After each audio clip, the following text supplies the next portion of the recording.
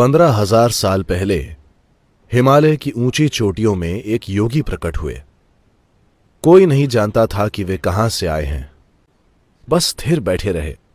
लोगों को यह भी समझ नहीं आ रहा था कि वे जिंदा हैं या मर गए। उनके जीवित होने का एक ही लक्षण था कि रुक रुक कर उनके गालों पर परमानंद के आंसू बह रहे थे, वरना वे बिना हिले डुले बैठे रहे। तो बस 7 लोग रुके रहे।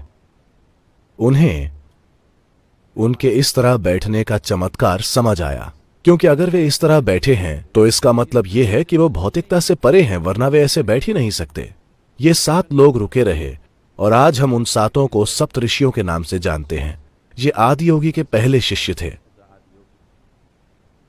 तो ये आदियोगी बस बैठे रहे और जब इन 7 ने रुचि दिखाई तब उन्होंने कहा, यह आपके लिए नहीं है, यह कोई मनोरंजन नहीं है। वे बोले, नहीं, हम कुछ भी करने को तैयार हैं। उन्होंने उन लोगों को कुछ शुरुआती तैयारी कराई। वे कई सालों तक तैयारी करते रहे और ये 21 जून दुनिया के लिए बहुत ही महत्वपूर्ण है, क्योंकि इसी दिन आदियोगी ने दक्षिण की ओर मुड़कर शिक्षा देनी शुरू की थी। क्योंकि सूरज दक्षिण की ओर मुड़ गया तो वे भी दक्षिण की ओर मुड़ गए और इंसान होने का यंत्र विज्ञान समझाने लगे।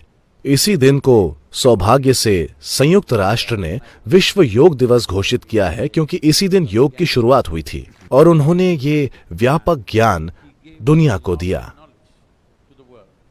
और फिर इन 7 लोगों को 7 अलग अलग दिशाओं में जाने को कहा।